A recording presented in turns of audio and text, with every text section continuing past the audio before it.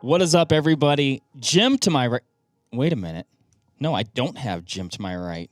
I have the carrier pigeon, or common pigeon, next to us that one of our fantastic listeners, watchers of our content, Ryan, sent in, carrying the message for the last meatball of the month.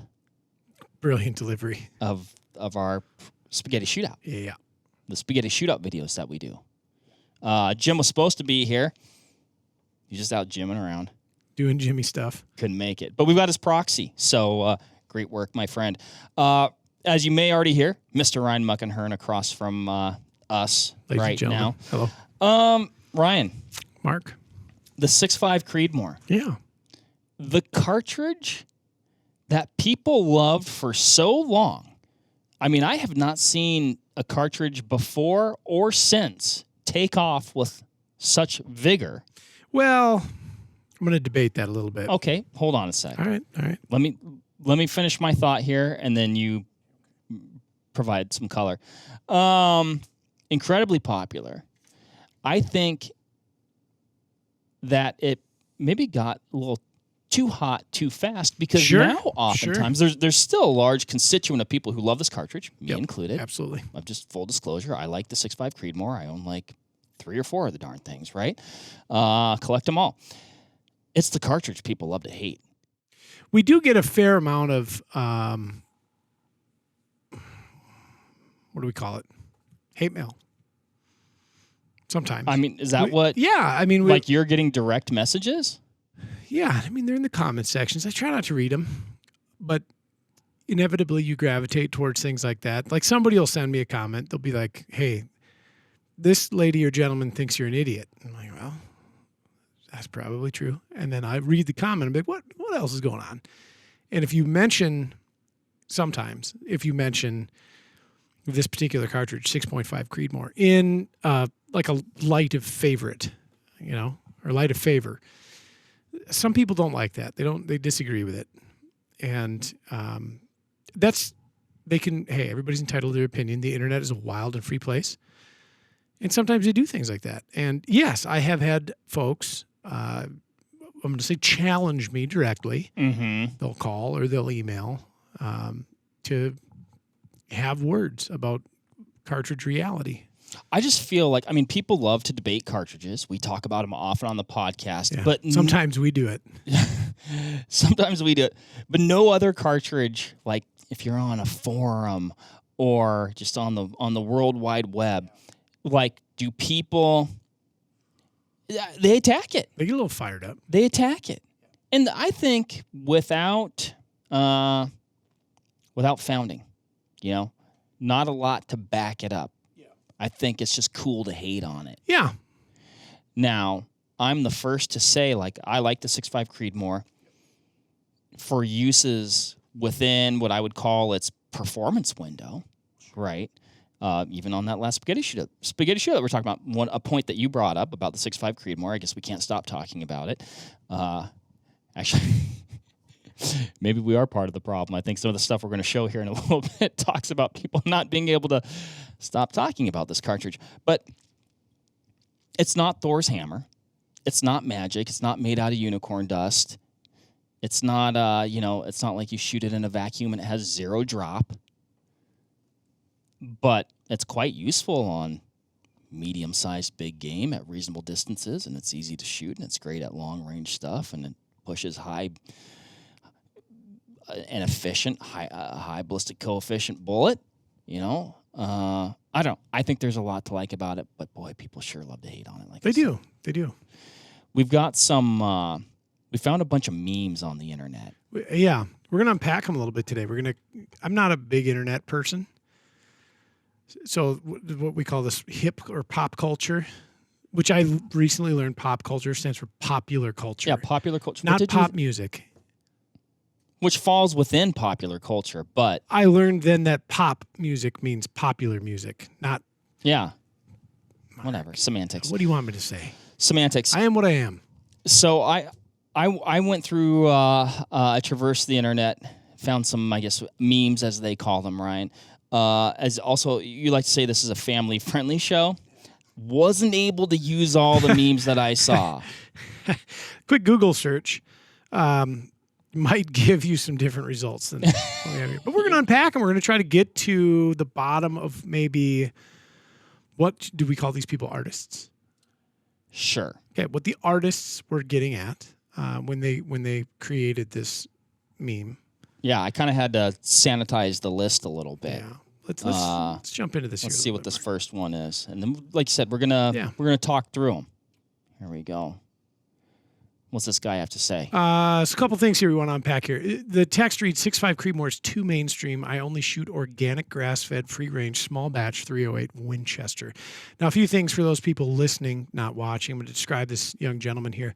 Younger gentleman, probably late 20s, early 30s. He's got a haircut he looks like he paid about $120 for. Minimum. And he's got glasses on. He's wearing a scarf. It's probably summer. He's got a very low-cut V-neck. That is a low-cut V-neck.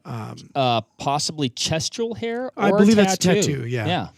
So, okay, question for you. Go ahead, Mark. Pure speculation. Yeah. Do you think those are corrective lenses or just aesthetic? Based on the diffraction coming through the lens, where it appears as if his temple is inset like 3 inches, I'm going to say they're heavily corrected lenses. Okay. Yeah.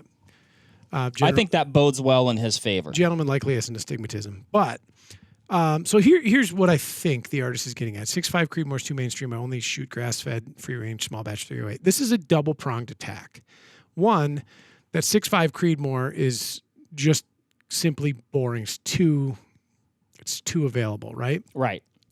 This gentleman is supposed to be an exemplification of the hipster culture, as they say. Yeah, Mark, go ahead. I mean, isn't the 30-06 and the 308 those are too archaic. boring and mainstream and too available? People love them. They don't dog on those things like they do the 6.5 Creed. To quote the IT department, when you know the fast keys to things, like the control, various things. Control P. They elevate Print. you. That's what I do for the printouts. They elevate you to what's called a user status. So if you're a user, that's good. You know the hotkeys. This gentleman would be considered a user here because he understands that 308 Winchester is, in fact, out of vogue, but a superior terminal thing. He, in that camp, has isolated himself from perhaps the rest of the general public, would be looked at as a hipster or a bit snobbish. Okay, so he's dogging on the 6.5 Creedmoor at the same time he is being dogged upon by the rest of the general populace who believes that 308 Winchester stops its flight completely at 800 yards, just falls out of the air. Oh. Mark Boardman is one of those people. He asked me, where do you keep the ramrod the first time he handled my Kimber in 308? Then I borrowed it and shot a deer with it. Yeah, I mean, I get it. But 6.5 Creedmoor is very mainstream. In fact, that's a true statement. It is probably the most popular centerfire cartridge being sold right now in the world. Maybe that's a testament to it being a good cartridge. Next. This is a video. Okay. Yeah, let's see what the deer has to say. If you're not watching on YouTube, we have a deer that's been modified. Yep. And it says, when you get that new 6.5 Creedmoor. This is from the deer's perspective. Man, old boy just got him a 6.5 Creedmoor. Oh, man, that's good. I ain't even worried about him now. Man, last time I got shot by one of them, I didn't even know it hit me. Yeah, man, I don't know when they're going to learn. You can't beat the old 270. Now, this is interesting. The creator of this meme, I think, has a little bit of malice. Or this isn't a meme. What do they call this? I thought it was a meme. It's a meme video. Video meme. MC Ryan, what is this called? A Tic Tac. Okay. So I believe that this person's got a little bit of malice in their heart. I think that what likely happened is they have one gun. It happens to be a 270. It's probably a Remington 742 or a Remington 740 or 7400. They've got a deer camp. They've been going to it forever. This person has elevated their social status in their own minds and hearts to like the camp leader, if you will. New guy shows up with a 6.5 Creedmoor, waxes a giant buck. Guy who's been well established in the camp, probably a little TO'd, if you will, Yeah. about that and has done that. Or the creator of this piece of art bought a 6.5 Creedmoor, had a bad experience while afield, and then decided it, in fact, was the cartridge that completely caused the disaster, which is another common question that I get, and I know a lot of our friends across the ammunition industry get too. One of the cool things about the Vortex Nation podcast, why we do a lot of cartridge-centric stuff, well, we're all hunters and shooters. We have heard that every bullet is both the best and the worst. Yep. Every cartridge is both the best and the worst, and every rifle is both the best and the worst. How could that be? It's amazing. There is, and there's not a lot of unity in that. It's just kind of all over the board. So I speculate is probably the latter scenario that drove the artist to this creation, perhaps, where a shot was maybe too far back, or maybe that shot never connected at all. I was going to say, what if it was a miss? Well, certainly. Can I tell a quick story? Would you? Yeah, I had a customer, now deceased, wonderful guy. His name was Al. And Al was considerably older than I was. I was a kid at the time. I was in my teens. And maybe the early 20s, but teens for sure. And Al would come into the gun shop that I worked at just to kind of razz me the whole day. He'd go have his breakfast at the Hutch Cafe with a couple of other old boys. And then he'd putter on over to the gun shop and he'd pull up a bar stool. My boss told me we can never get a coffee machine or a couch or he'll never leave. But I loved him. He was a wonderful man. Al ran the gambit of cartridges in the years that I knew him. Okay. So he was on like the far end of the spectrum, 7 Rem Mag, on the low end of the spectrum, 243. So he just liked using a lot of different cartridges, or No, he'd be like, no, no, I'm a 243 guy Yeah, now, and then he'd be like, no, I'm a this now. Pursuant of the next best thing. Okay. Yeah. And, as he got older, he did not care for recoil, which I understand. And he started going down in cartridges. And about the time he landed on 25-06 or 257 Roberts, one of the two, he was talking to me about bullets. And he says, what do you shoot? And I said, I really like these Barnes bullets. And he's like, well, what are they all about? I'm like, solid copper design. You can shoot these lighter for caliber bullets at higher velocity. You get this wild, like rapid deployment of this very strong copper bullet. And it just absolutely tears holes through whatever you shoot at them. And he's like, well, order me up a box. So I ordered him up some like 100 grain TSXs or TTSXs. I don't recall which. And he takes to his loading bench. He goes to a hunt. He's got a deer hunt in South Dakota, and he ends up with several tags in his pocket, antlerless and antlered deer. And he comes back from this hunt, and he's got like 4 bullets left in the box. And he throws them up on the counter. And he goes, you can take these stupid things back, these stupid copper penny bullets, pieces of crap. I said, what happened? And he goes, I shot a deer. And it was only like 180 yards. And it didn't even look like it was hit. It just kept running and kept running. It ran over the horizon, tail up the whole time, whitetail. Kept going, lost sight of it. It cleared the next county. And he's like, I went down there, I looked for blood, looked for hair, couldn't find anything. He goes, that bullet didn't expand. Well, and my boss casually walking by. Not in tissue, at least. Yeah, my boss casually walking by with a clipboard in his hand goes, Al, any chance you missed? That was the worst thing to say at that moment in time. Al wasn't ready for that. No, he wasn't. Sort of. He left the building. Now, Al's son was with him at the time, and he walked up. He says, what he didn't tell you is about the other deer that he shot, multiples on this trip, that folded like a $5 tent, and he was jumping up and down proclaiming these are magic bullets indeed. And then he had an experience that he couldn't quite explain, so he blamed, in this case, the projectile. I hear this a lot with cartridges like 6.5 Creedmoor specifically. Shot it was perfect, broadside shot, never recovered it. Okay, what'd you have for blood? No blood. Bullet didn't even expand, just went right through, pencil through. I don't know. I think this was created out of malice. Let's not hang on it. Next. It's not. I mean, I think your assessment fairly accurate. This is a common thing, though. People say it's not adequate for killing big game. Somehow it miraculously, even though like all the numbers and bullet weights and velocities and things line up and parallel other cartridges, Sometimes surpass. This one. It certainly couldn't do the job. Even though I've watched many deer die from a 6.5 Creedmoor. Yeah. So this is another double slam, if you will.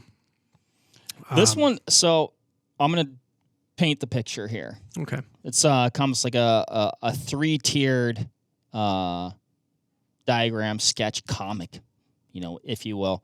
You have a younger male at a urinal, a line of urinals, empty, except the one that he's at.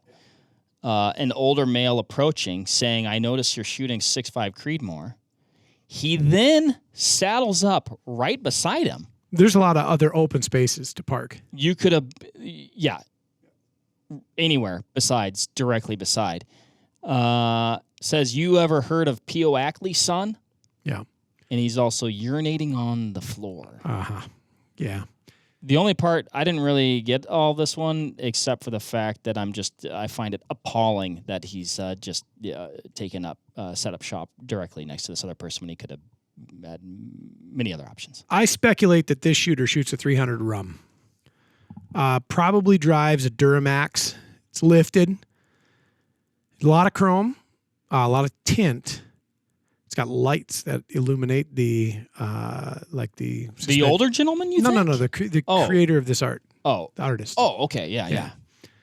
And he has 300 rum. He's a ballistic superiority kind of individual, perhaps. Ballistic superiority complex. A little bit of that, yeah. Yeah. And so he's trying to make fun of, I think, both camps here. But then at the end, it's really mostly about the P.O. Ackley shooters. Now, I shoot both P.O. Ackley Cartridge and Creedmoor. So I get it. Sometimes Ackley guys have a tendency to maybe over-expound about Ackleys. They're really interesting. Okay. Yeah. So that's where this one, I think, kind of playing off that. If you shoot 6.5 Creed, you talk about it all the time. If you're an Ackley guy, you're going to talk about it all the time. Anywhere, too. Where there is no place inappropriate to do so. Here's one thing that I've learned over the years. Everybody loves the cartridge they have. That's right. Next. So this is a popular meme that's been repurposed for a lot of things. I should know who's the guy. The wrestling there's guy. the likeness of Mr. Vince McMahon. Vince McMahon, yes. Yeah. And so his face is increasing in excitement and exuberance as each block of text is put in there. And the first block of text reads, which has Mr. McMahon's interest peaked. The 260 was a great deer round, but never gained popularity. He agrees, Yeah. Then you can see he's got his light bulb moment. Oh, yeah. We could basically rename it to something catchy and sell it to noobs. Oh, he's very curious. And then 6.5 Creedmoor, of course, he's over the moon then. His level of ecstatic is immeasurable to the point where he's back in his chair and, mouth agape. Now, this isn't necessarily true. What's happening Hashtag here. agree. Yeah. So the 260 was a great round, is a great round, but never gained popularity. Not necessarily true. It kind of was popular for a time. It was the most viable 6.5 this side of the Atlantic Ocean. The contenders for it would be like 6.5 by 47 Lapua and 6.5 by 55. However, in the United States, 6.5 by 55 ammunition is anemically underloaded because we're worried about blowing up old 1896 Mausers. And then so it wasn't basically renamed to do something catchy and whatever. No. Completely different cartridge. So the brainchild of Hornady's Ballistic Labs at the time, Mr. Dave Emery, restructured a 308 based case. Now, technically it was a 30 TC, which is, I guess, a failed attempt at replacing the 308 cartridge with modern case design and geometry. But, same case had relatively similar dimensions. So we'll call it a 308-esque or a 308-based case, but 30 TC is the parent cartridge. Reshaped, neck down, straightened out, shoulder profile, the whole 9 yards, and given an opportunity to hold a 6.5 millimeter bullet. And it did a damn good job.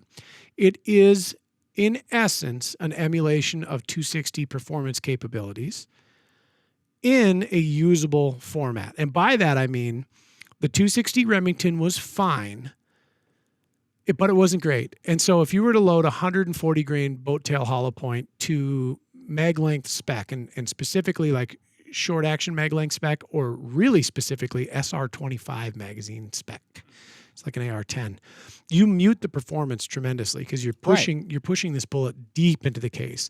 The 6.5 Creedmoor, the whole kind of impetus of design here was to allow the case to do its work and allow powder to burn without being impeded by a giant heel of a bullet sticking into it, and then let the bullet hang out, let the case mount support it. Right. You can seed it into an SR25 magazine and appreciate outstanding terminal performance and exterior ballistics using a high BC, high weight 6.5 projectile. So it isn't just simply a renaming. It is a completely different cartridge. I have owned 4 260s. I still have a barrel in 260. The 6.5 Creedmoor is simply a better cartridge. It's just, we talk about intelligent design. I mean, the 260 is great. And like you said, by the numbers in a lot of ways, very similar. Yeah. 6.5 just kind of does everything better. Like you said, you've optimized the case. You're getting the most out of the case and the powder, and you're also getting the most out of the bullet. This person's also a wrestling fan, so draw whatever conclusions you think about somebody who believes that fantasy is real. Next. I don't follow. That's fine. I was tracking up until that point. Here's a good one. You Yeah. gotta love Napoleon Dynamite. Yeah. One, great movie reference. Great movie in general.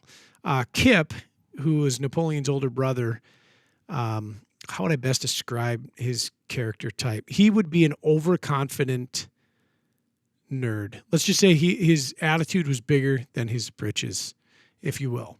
Yeah. Yeah, but he was kind. He was gentle. He just... A slight man. Yep. A slight man is correct. I believe what the artist was going for is capturing somebody who has a high degree of confidence, but perhaps a low level of experience, to embody Kip from Napoleon Dynamite. I think, doesn't he have a quote in the movie, like it's when he's dating that gal? I guess you could say things are getting pretty serious. Yeah, I feel like this is kind of Been like chatting playing with off. a lot of babes on the internet. Yeah, correct. That's where this comes from. The statement, bought a 6.5 Creedmoor, you could say I'm a sniper now. This is actually pretty realistic. When this cartridge came into vogue, actually I remember the first 6.5 Creedmoor that I ever touched was a Thompson Center Icon Weather Shield. So this was like a stainless finish gun. I actually think it was like a nickel plating on there. And a Hogue over mold stock. Actually a really nice rifle, pretty porky, but that was the first 6.5 Creedmoor I ever saw. I was like, I don't get it. Because at the time I was firmly planted in the 260 camp. But then a rifle came out that we all love here called the Ruger precision rifle, the RPR. And boy, was that a hot gun, still is. Those things sold like droves. We mounted dozens and dozens and dozens of scopes every year for customers. We use the RPRs to this day. I was just instructing reloading at Edge 2 weeks ago, and we use RPRs. And a lot of folks were fostered into the long range, quote, precision style shooting kind of lifestyle with that cartridge and that rifle and a Viper PST. That was a pretty perfect marriage. And they're sniping stuff. They were shooting stuff at long range. Yep. With precision. It wouldn't be until years later that the 6.5 Creedmoor got into the sniping role. So, but it did. It did. But it did. My I can't remember the first 6.5 Creed that I shot. I know the first one that I owned was a SHOT Show special, Browning A-Bolt Hunter? Synthetic? Stalker. Yeah. Hunters have wood stock, stalkers have plastics. Yeah. Stalker. Excuse me. Synthetic. Blued barrel. Yep. I've shot the rifle. Shoots very well. Yeah. It shot incredibly well. I was actually at the time, it was either going to be that, which was in limited supply, or I want to say the only real production hunting rifle at that time was, I think it was the Savage Weather Warrior. Sure. Yep. And I knew some guys that had that, and it shot real well. And then that Browning, I was like, I'll get the Browning, you know. I think both would have served their purpose quite well, but golly, I killed at least 3 mule deer with that gun. Shot Big Colorado buck. You sent me a picture of that the other day. At 650 yards. Mark. Basically a sniper. Get this. And shot an odd with it. All sorts of stuff. Shot my biggest mule deer buck with it at like 330 or something like that. We got 3 memes up here. This is your daily double, daily triple. Picture of a handsome gentleman with long hair tied into I believe they call it a man bun, a bun that you'd find on a man. Yes. Often I see 6.5 man bun as the terminology used to describe the 6.5 Creedmoor. Yeah, so. you know, and that's interesting. That's kind of, I don't know, seems a little, I don't know. I'm not a man bun type of guy. No. I mean, my hair isn't that long. It's not my scene. But yeah, I don't think it wouldn't look good. I couldn't pull that off. But yeah, so we got a man bun there. We've got Mr. Gene Wilder playing Willy Wonka. Gene Wilder, yep, playing Willy Wonka, a classic. You'd have to have seen the movie to understand a little bit about perhaps what the artist is going for with this meme. Text is, tell me again how the 6.5 Creedmoor outperforms the 260 Remington. Gene Wilder's character in Willy Wonka was a very cynical man. Very eccentric, too. He was, yeah. But he also, you know, he kind of knew what he was talking about. And he would provoke the people on the tour to tell him, a very successful chocolatier, how to make the best candy ever. And he would wait. Oh, yeah. No, go ahead. Why don't you tell me? And that's kind of what the artist is going for here. The artist is, I believe, embodying Wilder's character here, thinking perhaps he himself is also a cynical expert and would like somebody to tell him or expound to him or humor him about how the 6.5 Creedmoor outperforms the 260, which, again, we touched on earlier. It certainly can and does. Now, the bottom meme I really like, actually. So this is what conflict do you think we're in right now? This is World War II. You think this is World War II? It says 6.5 Creedmoor, 143 grain ELDX. Yep. It's a tank. Yep. With a large crater hole in it. In the armor. Now, frankly, Ryan, other than the timing not matching up, I would have thought that this was just a field photo. Because that, in fact, is what a 6.5 Creedmoor can do and is capable of. Yeah, that myth has and still is perpetuated, has been and still is perpetuated to this day. Mark, you hit on it earlier. Great cartridge, not a hammer Thor. From a ballistic standpoint, if you want an analog to look at, of course, 260 Remington's a good one. Also check 270 Winchester, 25-06 Remington. They all kind of fall into a very similar category. The idea here the artist was going for is to inspire that this bullet, this 143 grain ELDX, is magic and can penetrate World War II tank armor. Right. That it cannot. And I also think that the artist here, this is sarcasm. There's a little bit of satirical, yeah. Next up. This one has got a picture of, appears to be a young male student in class.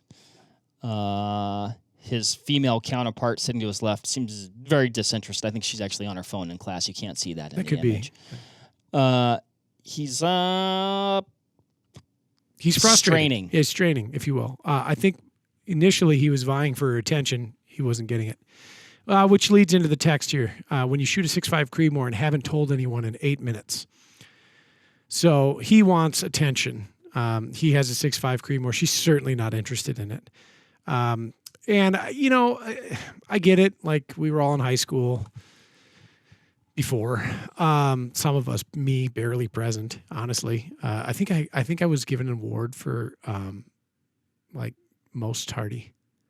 I can't believe I graduated high school. Hey, great job. Hey, geese flew at about 20 after 7. Not your fault. Nope. And somebody's got to hunt them. So anyhow, I think a lot of people think maybe that 6.5 Creedmoor owners like to talk about the fact that they own a 6.5 Creedmoor as if it is in fact some sort of exceptional piece of equipment that it's unbelievable any mere mortal could own, handle, or harness. So they like to talk about, Well, so here's my take on this one.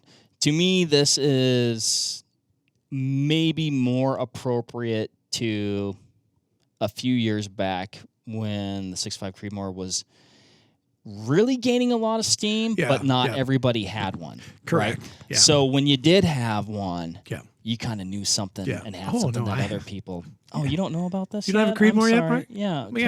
I've had one for 3 years. Yeah. Took it to Botswana. Yeah, man.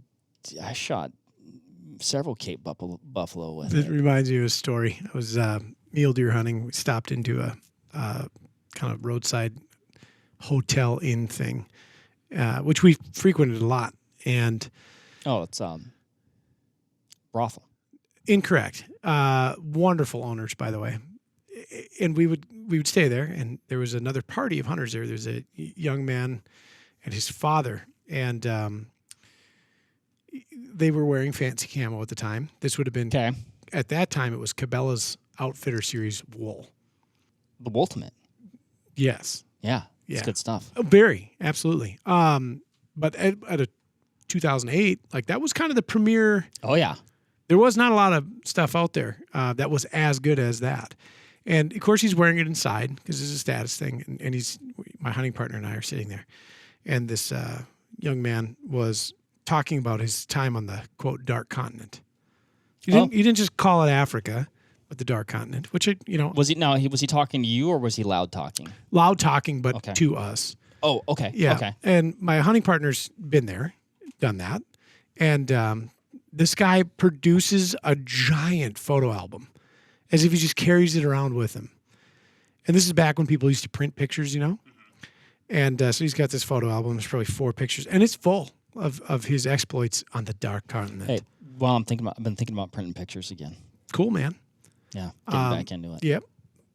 And anyway, he's going through these pictures and he's showing us his stuff, and he keeps saying, "You got to go to Africa. You got to go to Africa." And my hunting partner's like, "Yeah." He's like, "You got to go." He's like, "What's keeping you from going?" He's like, "Well, I've been several times." He's like, my hunting partner had started hunting Africa in the early 90s. Oh, cool. Yeah. And the guy's like, "Oh, you have?" And he's like, "Yeah." And he goes, "Where'd you go, Zim or Zam?" As in Zimbabwe or Zambia. Yeah. Nobody calls it Zim or Zam. It's the respective country's name, and he was just great. His dad came by. His dad's probably in his late 60s. I'm guessing successful business, retired, et cetera, probably financing this whole ordeal. And says, "Kid, I'm going to bed." And they're playing poker. He goes, "Do you need any more money?" And he goes, "No, Dad, I don't need any more money." And this guy's like in his late 30s, early 40s. And I look at him, I go, "I could be your son. I could take." Anyway, it was funny. He was then embarrassed and then left us alone. But that is pretty funny.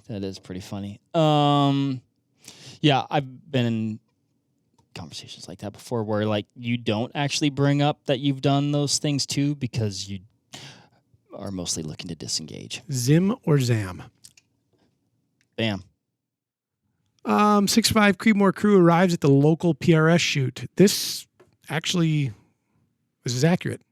Handful of well-dressed gentlemen. Summertime temps, generally high.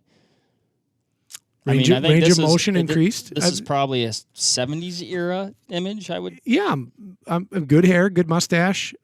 Short shorts are in. And the mustaches. Yeah, and good range of motion with short shorts. And everything comes full circle. This looks right for the PRS crew. Nothing else there. Great movie, Austin Powers. Yeah, so this is to make fun of the statement alone. I shoot a 6.5 Creedmoor.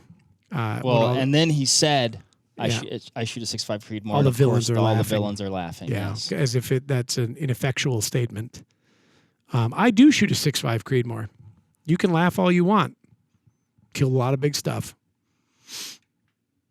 This is pretty choice. For those of you not watching, Steve Buscemi, who you may have remembered from such films as Fargo, Big Daddy, Mr. Deeds. Any Adam Sandler movie. If Adam Sandler's in it, you just about bet whole Steve's going to be there too. Strangely enough, Ryan, do you know what movie this is from? I don't. I don't either. Yeah. So Steve Buscemi is dressed as a young person. And by that, I mean he's got a backwards hat, a zip-up hoodie, and a shirt that appears to say like music brand or band. I'm not sure what it says. If I were to, I probably have this photo of me in the 6th grade. Yeah. If you turned your hat backwards, Mark, we could have a photo of you today. It says crusty old 270 Winchester shooters who just got a 6.5 Creedmoor. And then is to inspire Buscemi's character stating out loud, "How do you do, fellow long-range shooters?" As if he is trying to... He's now in the club. Yeah, he's trying to age himself down a little bit. He's trying to be hip. He's trying to be cool, but that old dog's past his prime. Tell you what, I did a thing. You know what I see here? I see a man with an open mind. We had that previous one where the guy was like, 270 still best for everything. Yep. Which 270 is a fantastic cartridge. I'm not going to take anything away from it. I got one. I guess that's where I'm going. Here's where I'm going. I like all these other cartridges too. They're fantastic. But why hate on this one? Because it's a target of opportunity. Can't we all get along? No. The 6.5 Creed is the sick chicken. Do you know what that sick chicken that gets picked on? That's a Jim question. Big chicken guy. Yeah, like a sick chicken. Okay. Are you ever like seen a turkey get hit? That doesn't quite die? Yep. What do all the other turkeys do to Beat it? the tar out of it. Yeah, they start picking on it. I see. Okay. So if you, Next, you ready? Yeah. Okay. Oh, this one's a video. Says, when someone tells me 6.5 Creed is better than 308. And we got Macho Man Randy Savage here. A couple wrestling-themed ones this trip. It's a lie. You're a liar. And that's enough to get me hot. That's enough to get me to the boiling point. He's upset. he is. Do you think he was like that all the time? No, I think he was putting on a show. He was a showman. I had a conversation with a gentleman today who told me that 6.5 Creedmoor is better than 308. They're both great. Yeah. I used to joke that the 6.5 Creed had completely replaced the 308. Yep. I don't think that's the case. I know it's not. I really like both of those cartridges. Yeah. He also told me... Somehow I have 4 6.5 Creeds or however many I have, and I have 0 308 still. Well, though. that's because it's still fresh in your mind that 308 is akin to a black powder cartridge. The gentleman today also was telling me that 6.8 Western is the finest cartridge ever produced. Well, I think it is a great car. I don't have one, but I think the 6.8 Western is a great cartridge. Well, why your silence? I don't think it warrants best cartridge ever produced, but it certainly has a lot of merit.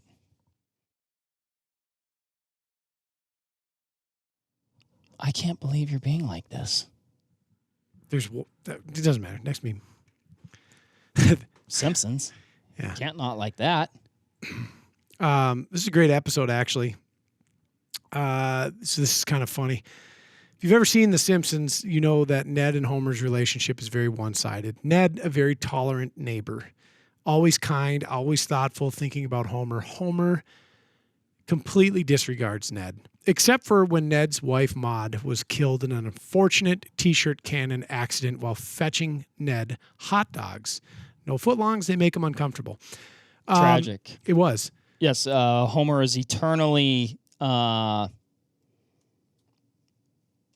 just has kind of a disdain. He for does, Ned. yeah. And so He's annoyed by him. Ned comes over to talk to him, and Homer shuts the garage door on him. I should point out, Ned is wearing a mask in like an N95 mask in this. Howdy, neighbor. Do you know the 6.5 Creedmoor can kill an elk at, and it doesn't kick, and Homer shuts the thing on it. And I think maybe the artist got tired of hearing a lot of people talking about the 6.5 Creedmoor's reported magical power.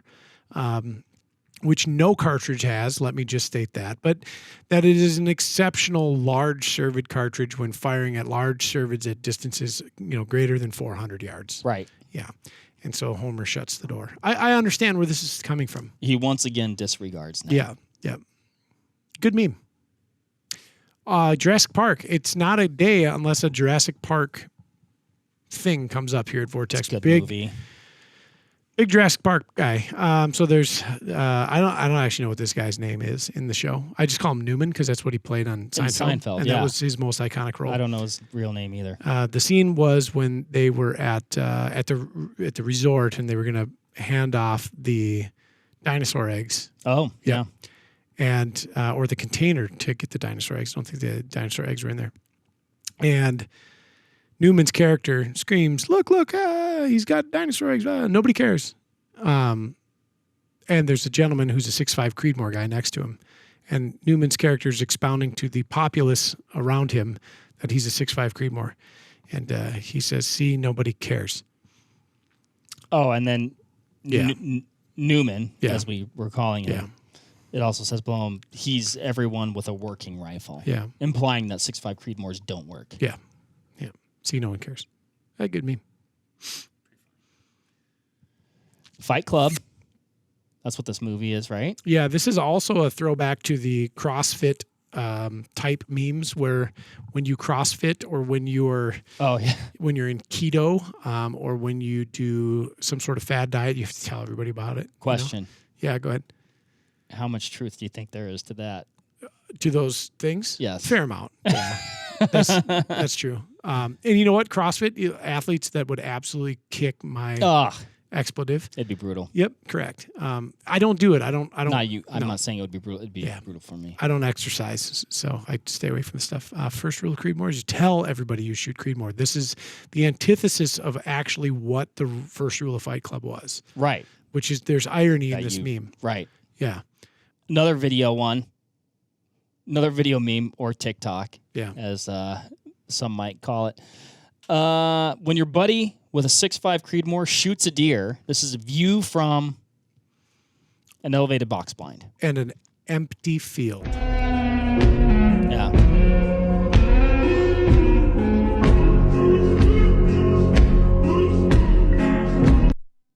Yeah. Implying that the deer was hit and got away. Just ran away. Yeah. Again, unfounded. Really, it comes down to bullet technology and shot placement when it comes to killing things. So I've taken, I don't know, maybe 10 big game animals with a 6.5 Creedmoor. They all died and without recourse. Again, bullet placement, bullet technology, that's what seals the deal. Period.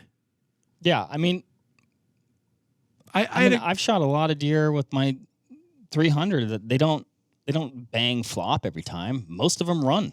You should try a 6.5 Creedmoor. 20, 30, 50 yards, right? Yeah. Sometimes they bang flop, but sometimes they, they run 20 yards and that's it. I had a customer who was adamant about hunting whitetails with a 50 BMG.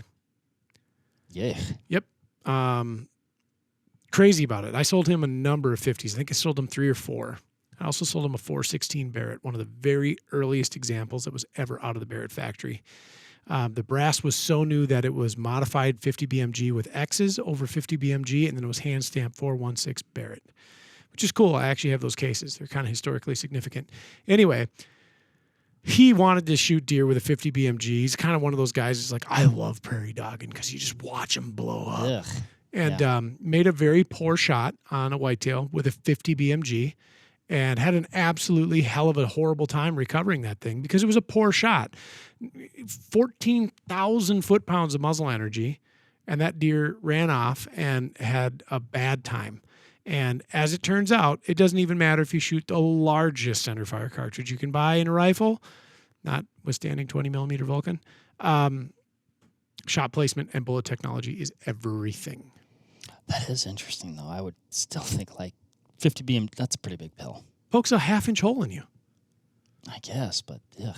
If you can't deliver energy and payload through mechanical design and projectile, it does nothing. It's like if you were to shoot a deer with a broadhead, which you've killed many deer with a bow, if you put the arrow in the right spot and you got the right broadhead on it, that thing is cooked. This is true. If you shoot it with a field point and it's marginal. Like, Not ideal. no. Here's another one. SpongeBob. Jim really wishes he was here. Yeah. So, I've never seen SpongeBob. I tried. Really? Yeah, I think I got an episode into. So I've never watched a ton of it. Every time I catch one, pretty funny stuff. Jim told me we could make a trade. Jim would listen to the Tool Lateralis album in entirety if I watched SpongeBob.